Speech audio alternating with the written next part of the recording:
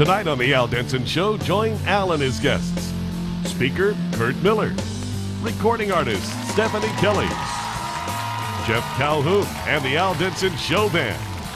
Now, here's your host, Al Denson. Yeah! Hey! Y'all do me a favor, give Jeff Calhoun and the Show Band a hand. They do rock and roll! Woo! Hey! Welcome to the Al Denson Show. What's bad about this is sometimes we just absolutely have too much fun. Jeff, nice little dance, Jeff. Nice little dance. That's right. The bald cabbage patch. All right, that's good. But the wild thing about it is it's great just to be able to have friendships and to have fun. And, you know, if you've never watched the Al Denson Show before, let me say this. The purpose of the show is to do our best to get parents and their teenagers to kind of see eye to eye on things they face and just talk about stuff. And believe it or not, the subject we're talking about today, there is no one watching this show that hasn't faced this before. What we're going to talk about on this show is failure. And, you know, when the minute I say the word failure, everybody goes, ooh. Because you remember somewhere in your life where you failed, where you feel like you haven't lived up to your best and you've just blown it. And the first thing I want to remind you is that failure is an event, not a person. It's an event that takes place in your life. It's not you. It's not a person. But, you know, it's also all about attitude, how we address failure. I said, it's kind of neat. I heard this story about this man. And his little boy was out in the backyard, and his little boy had always told his dad, he says, you know, when I grow up, Daddy, I'm going to be an incredible baseball player. I'm going to be the best there is. So one day, the dad's looking out the window, he sees his son in the backyard with a baseball and a bat. He went, this is kind of cool. So the dad goes outside, you know, he gets out on the porch, and he just listens. His little kid, he's got the ball. He's got the bat. He says, I am the greatest hitter in the world. He throws the ball up, swings. He goes, strike one. Picks the ball back up. He says, I am the greatest hitter in the world. He throws it back up, swings again. He goes, strike two. So he looks at his bat. He's thinking, that's okay. I am the greatest hitter in the world. He throws that thing back up there and he sees it come down. He swings as hard as he can. Strike three. He looked around, picked the ball back up. He goes, I am the greatest pitcher in the world. He throws that thing back up because you know what his attitude was? Hey, look, I might have failed at batting, but I'm going to try something else. I got a question for you. When you fail, what's your attitude like? What's your attitude toward failure? Is it like you feel like failure is like a big-time enemy to you, so you just kind of do your best to stay away from it, therefore you don't do anything? Well, here's what we're going to do. On this show right here, we're going to do our best to talk about how failure can be your friend. See, Jeff and I, we do our best to talk and communicate to kids all over America and across the world. So we went out and asked these kids, do you feel like failing at something actually makes you a failure? And here's what these kids had to say. It doesn't make you a failure, it just makes you a human. Not really, because if you fail, then you know that you can do it, then you might as well just try again, because you can succeed at anything you try. But if you fail, then it just means that either you're not good at that subject or you just weren't made for it. See, a lot of people, because they make mistakes and they end up failing at something, they feel like they're the failure.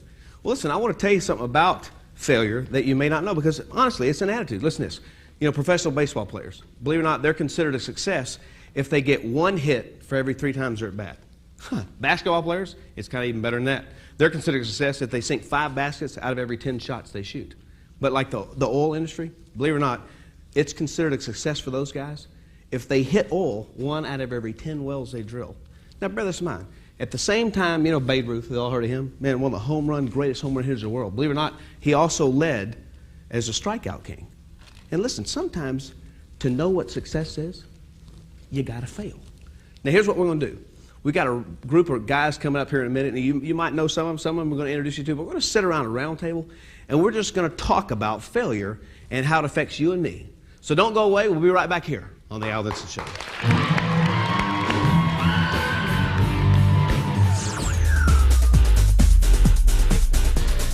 You don't want to lose, and when you do, it just lets everybody, you feel that you let them down and you let everybody else around you down. It hurts your pride and your ego a lot. It's still really hard to fail because it makes you look weak. To know that you did your best, but you still failed, to know that you tried your hardest and you failed, it hurts. Welcome back to the Al Denson Show. You know, you stop and you think about it. You say like, down and out, doomed, busted, this thing's over. Man, I'm history. You know, we refer to all those type of slogans in our own lives as like, man, we've totally failed. And people feel like, when we fail, it's over. But failure, reminder, is an event, not a person. So you really can't be a failure, but you can have failures in your life. One thing I want to do in this segment, we've got 3 incredible, intelligent men. Now, I don't know why we didn't have any ladies come on. But there are 4 guys sitting here, so. Which one are you talking about? It's not intelligent. You just got here, did you, Jeff? Anyway, but through this process, we're actually going to sit and just discuss on a roundtable segment here, discuss a little bit about failure. Now, Emery Gadd, he helps with all these TV shows, helps write, helps pull all this stuff together. He's also a pastor down in Houston, Texas. Kurt Miller, he has his own ministry. He's one of those motivational guys who speaks on leadership and stewardship. Just does an incredible job. And my buddy and pal, and one of the greatest guitar players you'll ever meet in your life, Jeff Calhoun. Now, guys, when I sit and think about it, do you know there's a phrase that bugs the garbage out of me, man? Every time I hear this phrase, it just irritates me. You ever had those phrases that just irritate you? Here's the phrase. Failure can be your friend. How is that possible, Kurt? Tell me, how's that possible? Yeah, I think failure is your friend. I think failure is one of the things that prepares you for success. Thomas Edison was asked after he created the light bulb, it took 13,001 times to create it, and somebody said, how do you feel failing 13,000 times? He said, I didn't fail 13,000 times. I just created 13,000 ways not to make the light bulb. Every failure was something that led him to his success. So I think that failure can be your friend if it's the right attitude that you have toward it. One of the things that is important about failure is that when you fail, I don't think it's the moment you fail at something is when you failed. I think it's what you didn't do before to prepare is where the failure comes in. I think the problem we have is that we try to pretend that we don't fail. Oh, exactly. I mean, we want to live with this facade that everything's good, we're always on top, we're always winning, we're always, doing the right thing, doing the good thing, out ahead, on top, and we're really not. I mean, from the very beginning, Adam and Eve, when they failed, the first thing they tried to do was hide the fact that they failed. I mean, they hid from God. And I think one of the keys to making failure your friend is admitting it. I mean, just, making peace with it. So, I blew it. I failed. I understand it, but you know me good enough to know this. I'll do this, guys, and I bet those of you watching me, of all 4 of these people sitting up here, you're going to be most like me in this case. I'm afraid to tell people I'm trying something, because if it fails, I don't want them to know it failed. So therefore, I just don't tell them. You ever been in that situation where you're going, I just won't tell anybody, you know what I'm saying? Because I don't want to be a failure, because I'm afraid my friends will look at me like that. And y'all keep telling me that we can get on with life because we can learn from our failures. I mean, it's saying I want to have the appearance to everyone around me, to the world, that I've never failed. Well, I never mess up. But And the problem is that society, we're on a system of pass, fail, win, lose. And so in the peer situation that teenagers are in today, the challenge is that if I do fail, what's the peer pressure saying? And the real truth is that if I deny that I fail, I can't know myself. Yeah. It's only through admitting that I fail that I get to know what my strengths and my weaknesses are. And I think in the world of teenagers today, it's a win-lose, pass-fail. And so it's what it does with the peer pressure, so we back off. And many times teenagers in today's society don't reach their full potential because they're letting other people control their growth. Well, Kurt, if you, in our society, if you fail, then you're a failure. And then, like Al said, there's a big difference in being failing and being a failure. We label ourselves, and our society does. And you find yourself getting on performance base, that in order to have value, you have to perform at a certain level. Right. And if you don't, then you're a loser. But then, of course, if you blow it, then you just change your standard, which is what people do a lot too. You fail at something, you don't measure up to a certain standard that you think, well, then you just say, well, then maybe that's not the standard. Maybe I'll just lower it a little bit, lower the bar. And I'll settle for getting a C in life. Just getting a C in life. But I don't mean to be I feel like it's 3 against 1 here, but I don't mean to be. Thank you. Okay, but on the kid's perspective, shut up, man. On the kid's perspective, though, this is a case, though. Sometimes parents put these standards and issues, and you've got to be this, and blah, blah, blah, and they attach love and acceptance to it. So when we don't achieve, man, I remember my parents wanted me really bad to go to this place in Mississippi because that's where their parents grew up, because my grandparents were there. And they wanted me to play for this camp so I could enter this talent show so I would win. Well, I got it all figured out when I was on my way up there. I better win, or they're not going to dig it. You know what I'm saying? Well, don't you find out that many times that I think that parents sometimes, and this is the role model that parents teach kids about failure is how they perceive it to be reality. In other words, many times parents try to live their lives through their kids. Yeah. In other words, your parents looked at you and saw that you had a skill and a gift that they didn't, and they wanted you to succeed, and the interpretation for the mind of a child, a teenager, was it was related to the amount of love they gave or they didn't give. Yep. Conditional love. Exactly. And so, therefore, I mean, if you're 16, you're 16. You only have the wisdom of a 16-year-old. There are certain filters that you filter life through, versus a parent saying, I want you to go because they're proud of you. And the teenager or the child, they interpret it as, if I don't reach that level, therefore the love isn't there. And I'll be honest with you. I mean, I'm a brand new parent. I've got a 14-month-old little girl. And I see myself, naturally, I respond to her doing something really cool, like, figuring out how to put the square through the little hole in the, and really applauding that. Sure. So I naturally respond to her achievements and don't respond to her failures. And I think it's something that, parents, I mean, I'm just seeing it right from the get-go that I struggle with is not getting into the habit of only applauding her whenever she does something, really outstanding, or, and learning how to express love, express acceptance, express all those things regardless of what she's doing, but just because she is. And that's really, I mean, that's how God comes to us. I mean, you read the Bible's not about successes, it's about failures. Right. It's about God coming in spite of our failure and saying, you know what, I love you. Sure. I love you because you're who you are, not because of what you did. But what can parents do? When parents go through this issue of they fail and there's a kid in the family, what can the kid do to show the parent that unconditional love? Because a lot of times the kid will end up reflecting what they've learned from mom and dad. So when they see their parents fail, not getting a job, getting laid off, getting, the events that might not be your fault, but feel like failure. Well, I think it goes back to the natural response is that you do what you see. Right. And what parents do, I think many times there's a disconnect. I mean, you're talking about being a new parent. I've got a 20-year-old and a 17-year-old daughter, and many times I see their behavior and I'm looking at me. Yeah. And I realize that if I as a parent don't step back and say, you responded to this incorrectly, not because you were wrong, but because as your dad, I didn't give you the right tools. I did not help you. If a parent can't step back and help the child see where they dropped the ball, all they're doing is continuing the process as that kid goes into adulthood. And so I think that kids many times are only reacting to what they've been taught. And so there's a responsibility. I think sometimes it's tough that you're expecting a 13, 14, 15-year-old, 16-year-old kid to step up and be the adult in a situation. Yeah, once again, they've only got so much experience. But we get tons of emails here. I mean, tons of emails. And kids are writing all the time and say that my parents don't care what happens to me. As long as I go to school, get out of class, come home with a decent report card, they don't care. So when I fail, it doesn't matter to me. So I don't care whether I fail or succeed. Life doesn't really matter, just as long as I exist. That kid, honestly, feels his whole being is worth nothing. So he's gone even past feeling like a failure to living like a failure. What do you say to that kid?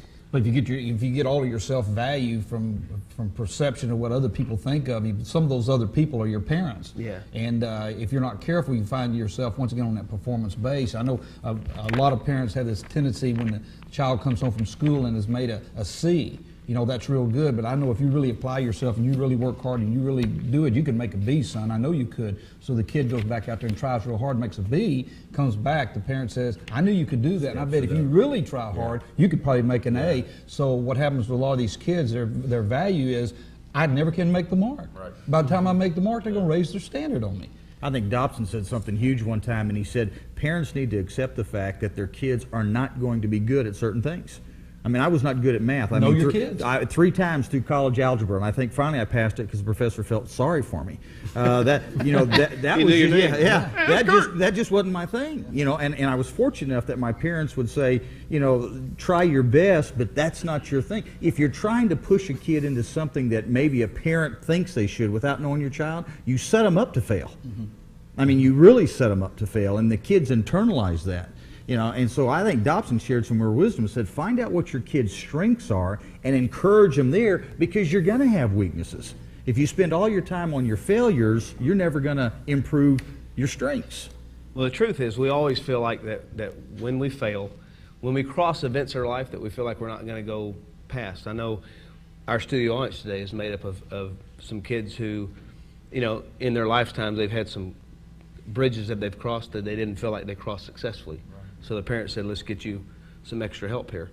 And so when you talk about failure, you realize that yes, their parents have brought them to a place where they can get more help, but we all focus on the same issues. We all have failures. When you say that we've all failed many times. And through that, we feel like that we're doomed and we're out. But those of you that are watching, we're not out. And the phrase that really just irritates me, that phrase that failure can be your friend, is honestly probably a true statement. And we're going to keep talking about that because when we come back to close, I really do not want you to miss this part. Because one of the major things about failure is you can actually grow from it if you can get away from the failure and look at what caused you to begin that failure. So I don't want you to go anywhere. We're going to come right back. We have an incredible artist. Her name is Stephanie Kelly. You're absolutely going to love her. I've especially called her in California and asked her to please come on this show. Brand new. I guarantee that 99.9% of you have never heard of her before, but she's going to blow you away. Great songwriter, great singer. So stick around. We'll be right back here on the Outlet Show. You know, I've been doing ministry a long time, and I think the thing that I've noticed the last 2 years is that people are finally saying, I need a safe place where I can talk to somebody about what's going on inside of my heart of hearts. So I want to encourage you guys, if you have a computer, log on to our website. It's simply this, www.aldenson.com. When you log on there, you'll see our homepage, and on the left, you can see all the different categories and places you can click and different sites you can look at. At the same time, you'll notice right there in the front and center, there's a prayer request. And we've created our own staff just to be able to respond to you and to answer you and to help you. And I want to encourage you guys, if you want prayer, if you've got something you're praying about, here's what will happen. When you click prayer request, you'll get a form. You just simply fill that form out. When you get done with that, you'll send it to us. We'll take it. First thing we'll guarantee to do for you, we'll respond back to you. We'll let you know not only that we're praying for you, but we'll let you know what God says about your situation you're going through. At the same time, we print those out. We scratch out your name to keep you confidential. And we got some churches that pray for you. And they will pray for you and that specific need that you have. Also on our website, you can click over to Bible studies. Guess what? You can do a Bible study every single day. And it's pretty cool. At the same time, we get so many different letters from kids on some common topics. We've identified those to be about 34 topics. And you can run down these 34 topics: anger, frustration, suicide, and there'll be some things that will encourage you and help you. Those topics not only will help you, they'll help you when you have other people that you're trying to help that have those problems. We've also got what I consider to be a great site. It's about our television show. If we're talking about a topic, whatever that topic is, we take all the research and all the notes that we've done, and we create a book on it. And we take this book and we simply offer it to you. You'll click on the TV icon. The minute you get there, you'll see a different page for that. You can click on the booklet offer, see all the covers of the books. Click on which book you want, fill out the form, and we'll mail you that book. It has been amazing to me how many people email us, how many people write us, and just let us know what's going on. And I want to say thank you very much.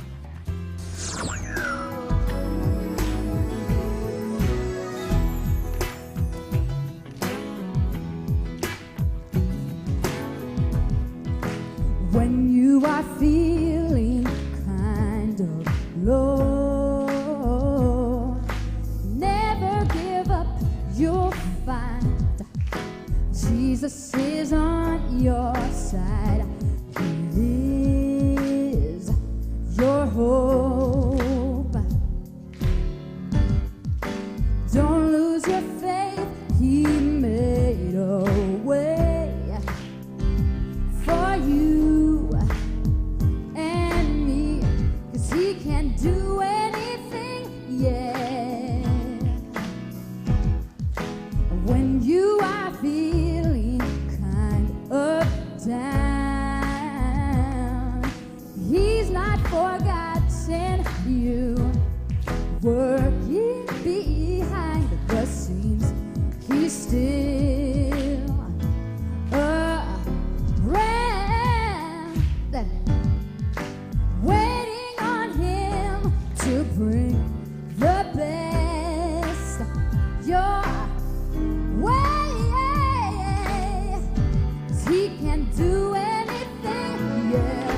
Jesus can do anything if you trust and believe. Miracles are in your reach. Jesus can do greater things than our minds can conceive. I believe.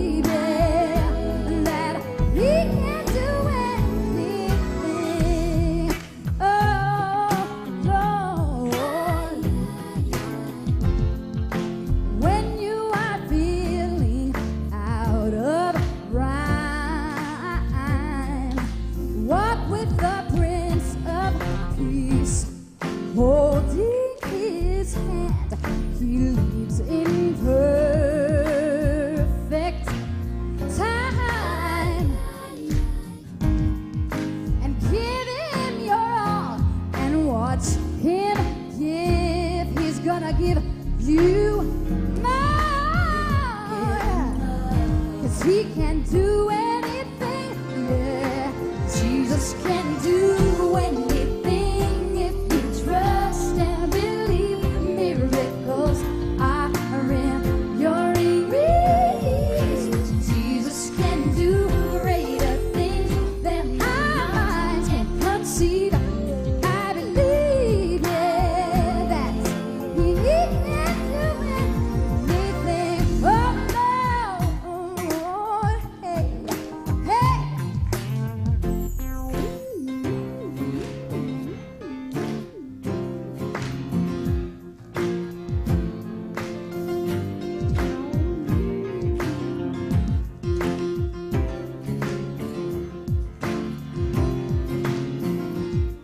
Oh, yeah.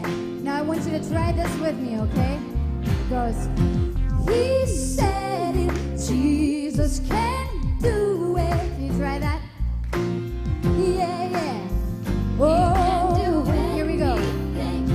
He said it, Jesus can do it. Oh, yeah. Now you're gonna do that on the next chorus, okay? He can.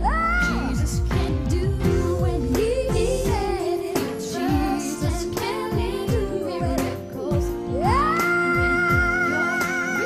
One more time. Oh,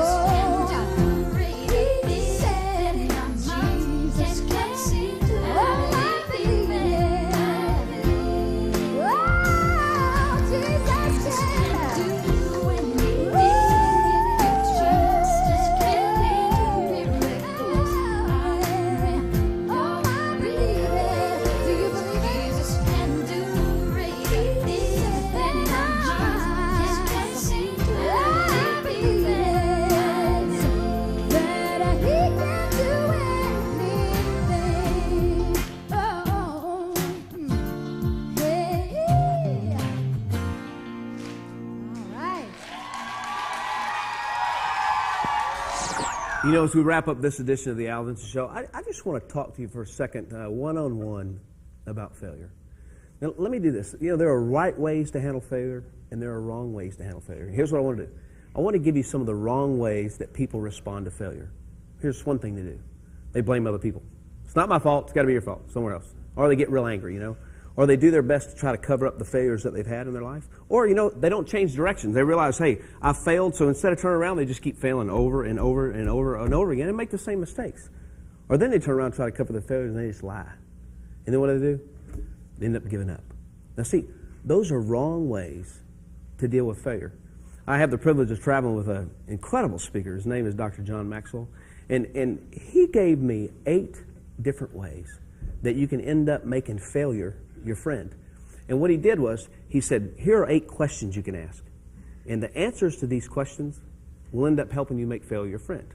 So here's question number 1. Ask yourself, what caused the failure? Question number 2, was what happened truly a failure, or did I just fall short? Question number 3, what successes are contained inside a failure? Question number 4, what can I learn from what happened in my life? Question number 5, am I grateful for the experience? So see, that's a big one, because a lot of people when they fail, oh man, they're not grateful for it. They're going, why in the world this happened to me? I never want to have this happen to me. A good question to ask you is question number 6. How can I turn this event into a success?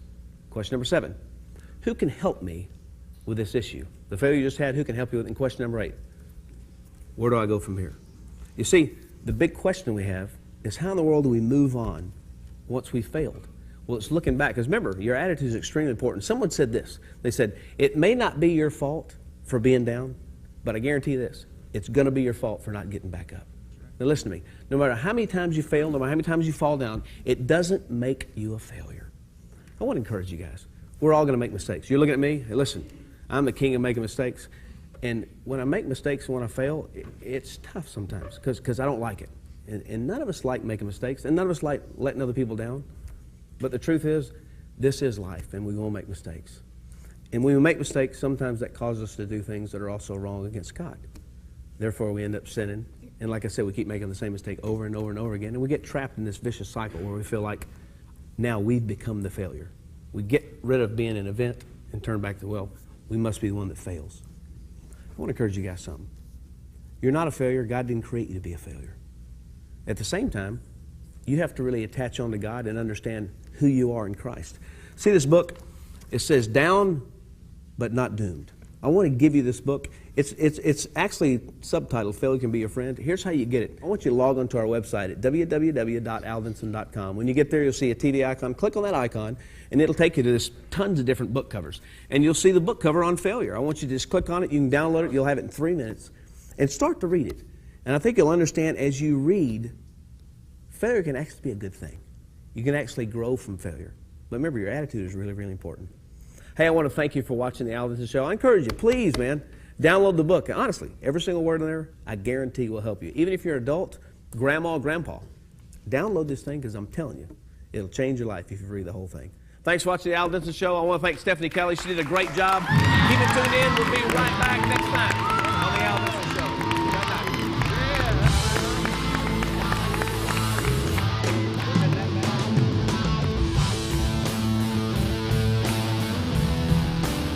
We want to hear from you. Write us at The Al Denson Show, Box 220, Grapevine, Texas 76099. Or email us at aldenson@aol.com. Thanks for watching, and be sure to tune in next time to The Al Denson Show.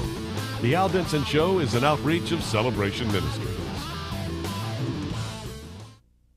We receive so many calls and letters from parents saying, help me, my kids are out of control. They have no respect for authority. They're hooked on drugs or on alcohol. They don't come home at night. What do we do? Well, I want to tell you about a safe place. This place is called Heartland. And Heartland is about restoring your child through a relationship with Jesus Christ. But they're uniquely different in the fact that they offer work programs to also instill discipline in your child and get a pride of respect for work in there. They have a dairy. They got a farm the kids work on. There's a Christian school the kids attend so they continue to get their education. There's recovery centers that the guys stay in. There's girls' homes that the ladies stay in. They hang out with other kids just like them.